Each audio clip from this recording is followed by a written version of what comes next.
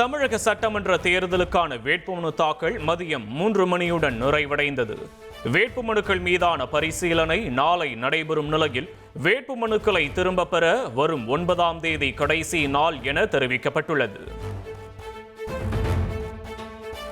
தமிழக சட்டமன்ற தேர்தல் ஏற்பாடுகள் குறித்து மாவட்ட தேர்தல் அதிகாரிகளுடன் தமிழக தலைமை தேர்தல் அதிகாரி அர்ச்சனா பட்நாயக் ஆலோசனை நடத்தினார். வாக்குப்பதிவுக்கான ஏற்பாடுகள், வாக்கு எண்ணிக்கை மையங்களை அடையாளம் காண்பது குறித்து விவாதிக்கப்பட்டது. சென்னையில் ஆபரண தங்கத்தின் விலை காலையில் சவரனுக்கு 1120 ரூபாய் குறைந்த நிலையில் மதியம் சவரனுக்கு 1440 ரூபாய் உயர்ந்தது. 1 கிராம் ஆபரண தங்கம் 13,990 ரூபாய்க்கும், 1 சவரன் 1,11,920 ரூபாய்க்கும் விற்பனையாகிறது. சென்னையில் வெள்ளி விலை கிலோவிற்கு 5,000 ரூபாய் அதிகரித்துள்ளது. 1 கிராம் வெள்ளி 260 ரூபாய்க்கும், 1 கிலோ வெள்ளி 2,60,000 ரூபாய்க்கும் விற்பனை செய்யப்படுகிறது. தென் மாநிலங்கள், வடகிழக்கு மாநிலங்களில் தொகுதிகள் குறையாது என தொகுதி மறுவரையறை தொடர்பாக பிரதமர் மோடி விளக்கமளித்துள்ளார். எந்த மாநிலத்தின் பிரதிநிதித்துவமும் குறைக்கப்படாது என்றும் அசாமில் நடைபெற்ற பாஜக பிரச்சார பொதுக்கூட்டத்தில் அவர் பேசினார். புதுச்சேரியில் முதலமைச்சர் ஸ்டாலின் இன்று மாலை பிரச்சாரம் செய்கிறார். திமுக மற்றும் கூட்டணி கட்சி வேட்பாளர்களுக்கு வாக்கு சேகரிக்கிறார். எடப்பாடி சட்டமன்ற தொகுதியில் மீண்டும் போட்டியிடும் அதிமுக பொதுச் செயலாளர் எடப்பாடி பழனிசாமி வேட்புமனுவை தாக்கல் செய்தார். தேர்தல் நடத்தும் அலுவலரிடம் பிரமாண பத்திரம் வழங்கிய இபிஎஸ் உறுதிமொழியும் எடுத்துக்கொண்டார்.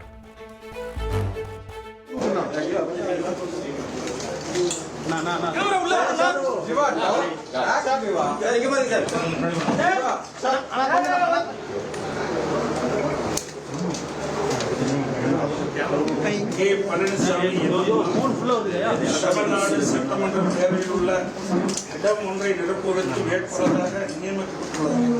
சட்ட விதிகளுக்கிணங்க நிறுவப்பட்டுள்ள இந்திய அரசியலமைப்பால் உண்மையான நம்பிக்கையும் கட்டுப்பாடும் கொண்டிருப்பேன் என்றும், இந்திய நாட்டின் முழு முதல் ஆட்சியும் ஒருமைப்பாட்டையும் நினைவுத்தேன் என்றும் ஆண்டவன் மீது சூரியனுக்கு உறுதி கூறுகிறேன்.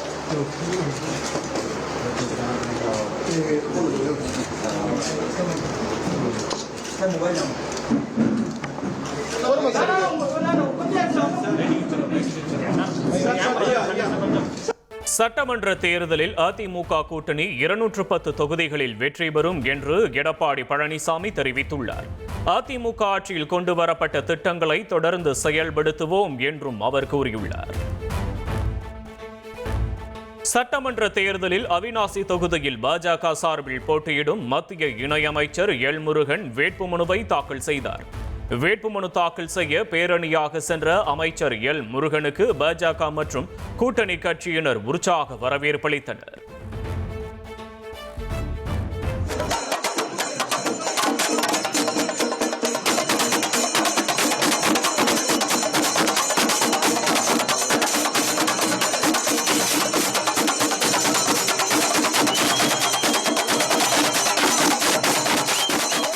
விருதாச்சலம் தொகுதியில் போட்டியிடும் தேமுதிக பொதுச் செயலாளர் பிரேமலதா வேட்புமனு தாக்கல் செய்தார். பாஜக சார்பில் மயிலாப்பூரில் தமிழிசை சவுந்தரராஜன், கோவை வடக்கில் வானதி சீனிவாசன் வேட்புமனு தாக்கல் செய்தார். ராணிப்பேட்டை திமுக வேட்பாளராக அறிவிக்கப்பட்ட வினோத் காந்தி அந்த வாய்ப்பை தமது தந்தைக்கு விட்டுக் கொடுத்துள்ளார். மகன் வேட்பாளராக அறிவிக்கப்பட்ட நிலையில் தற்போது தந்தை வேட்புமனு தாக்கல் செய்துள்ளார். காங்கிரஸ் மற்றும் கூட்டணி கட்சி வேட்பாளர்களை ஆதரித்து புதுச்சேரியில் ராகுல் காந்தி பிரச்சாரம் மேற்கொண்டார். புதுச்சேரி அரசு ஒப்பந்தங்களில் 30% கமிஷன் பெறப்படுவதாக அவர் குற்றம் சாட்டினார். புதுச்சேரியில் காங்கிரஸ் கட்சி ஆட்சிக்கு வந்தால் வேலையில்லா பட்டதாரிகளுக்கு மாதம் 2,000 ரூபாய் உதவித்தொகை வழங்கப்படும் என்று ராகுல் காந்தி அறிவித்தார். அரசு வேலைவாய்ப்புக்கான வயது வரம்பு 40 அதிகரிக்கப்படும் என்றும் அவர் உறுதியளித்தார். தமிழக சட்டப்பேரவை தேர்தலையொட்டி இன்று ஒரே நாளில் மத்திய பாஜக அமைச்சர்கள் 6 பேர் தமிழகத்தில் முகாமிட்டுள்ளனர். நிதியமைச்சர் நிர்மலா சீதாராமன் சாத்தூரிலும், மத்திய அமைச்சர் சுரேஷ் கோபி விளவங்கோடு தொகுதியிலும் பிரச்சாரம் செய்கின்றனர். தஞ்சை மாவட்டம் திருவையாறு தொகுதி திமுக வேட்பாளரை ஆதரித்து துணை முதல்வர் உதயநிதி பிரச்சாரம் மேற்கொண்டார். பாபநாசம் தொகுதியில் IUML கட்சி வேட்பாளருக்கு ஆதரவாகவும் அவர் வாக்கு சேகரித்தார். தமிழகம் முழுவதும் தேர்தல் பிரச்சாரம் களைகட்ட தொடங்கியுள்ளது. அரசியல் கட்சிகளின் வேட்பாளர்கள் தீவிர வாக்கு சேகரிப்பில் ஈடுபட்டு வருகின்றனர். தமிழக வெற்றிக் கழக தலைவர் விஜய் நெல்லையில் நாளை மறுநாள் பிரச்சாரம் மேற்கொள்கிறார். 2 இடங்களில் விஜய் பிரச்சாரம் செய்யவுள்ள நிலையில் கூட்டத்திற்கான ஏற்பாடுகளை தவேகாவின் மூத்த நிர்வாகி செங்கோட்டையன் நேரில் ஆய்வு செய்தார். +2 பொதுத் தேர்வு விடைத்தாள் திருத்தும் பணிகள் தமிழகம் முழுவதும் தொடங்கியுள்ளது. சட்டமன்ற தேர்தல் முடிவுகள் வெளியாகும் முன்னரே மே 4ஆம் தேதி +2 தேர்வு முடிவுகளை வெளியிட அரசு திட்டமிட்டுள்ளதாக தகவல் வெளியாகியிருக்கிறது. 10ஆம் வகுப்பு விடைத்தாள் திருத்தும் பணியை 6 நாட்களில் நடத்தி முடிக்க உத்தரவிடப்பட்டுள்ளது. வரும் 13ஆம் தேதி துவங்கி 20ஆம் தேதிக்குள் விடைத்தாள் திருத்தும் பணி நடைபெறும் என அறிவிக்கப்பட்டுள்ளது. விளாத்திக்குளம் மாணவி கொடூர கொலை வழக்கில் கைதான தர்ம முனீஸ்வரனுக்கு ஏற்கனவே மூதாட்டி கொலை வழக்கில் வழங்கப்பட்ட இடைக்கால ஜாமீனை உயர்நீதிமன்ற மதுரை அமர்வு ரத்து செய்துள்ளது. தர்ம முனீஸ்வரனுக்கு தண்டனையை நிறுத்தி வைத்த உத்தரவும் ரத்து செய்யப்பட்டுள்ளது.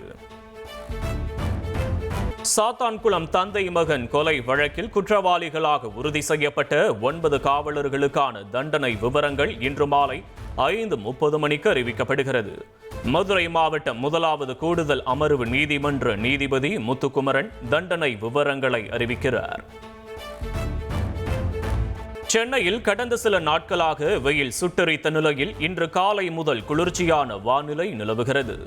மயிலாப்பூர், கோயம்பேடு உள்ளிட்ட பகுதிகளில் பெய்த மழையால் வெப்பம் தணிந்து குளிர்ச்சியான வானிலை நிலவுவதால் பொதுமக்கள் மகிழ்ச்சியடைந்துள்ளனர்.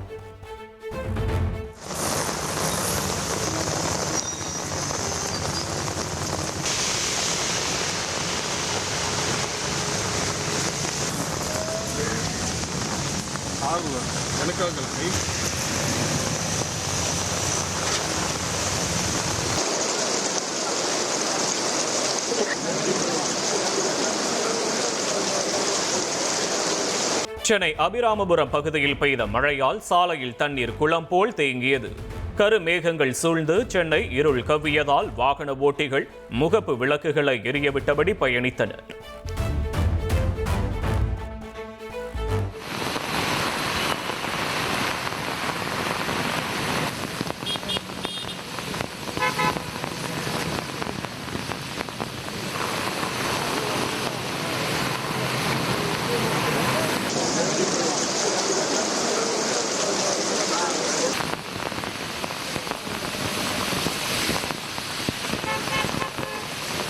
பிரபல திரைப்பட இயக்குனர் கௌதம் வாசுதேவ் மேனனுக்கு எதிராக வருமான வரி வழக்கு ரத்து செய்யப்பட்டுள்ளது.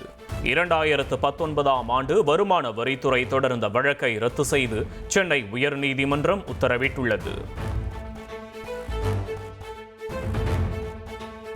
சென்னை தியாகராய நகரில் உள்ள திரைப்பட இயக்குனர் அமீரின் அலுவலகத்தில் வருமான வரித்துறை அதிகாரிகள் விசாரணை நடத்தினர்.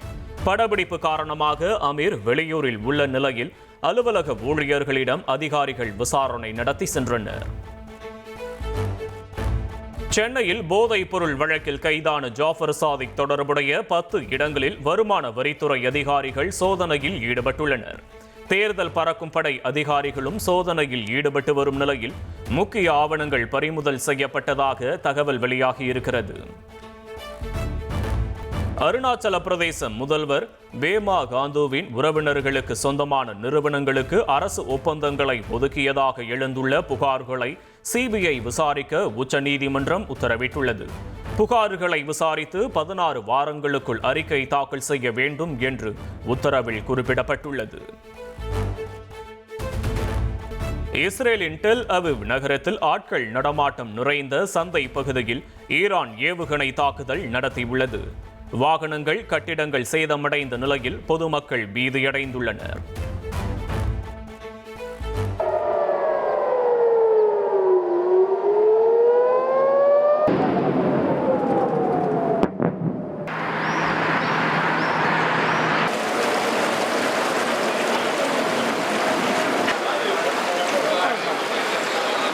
விறுவிறுப்பாக நடைபெற்று வரும் 19வது IPL கிரிக்கெட் தொடரின் இன்றைய ஆட்டத்தில் கொல்கத்தா அணியை பஞ்சாப் எதிர்கொள்கிறது. கொல்கத்தாவின் ஈடன் கார்டன் மைதானத்தில் இரவு 7:30 மணிக்கு போட்டி தொடங்குகிறது.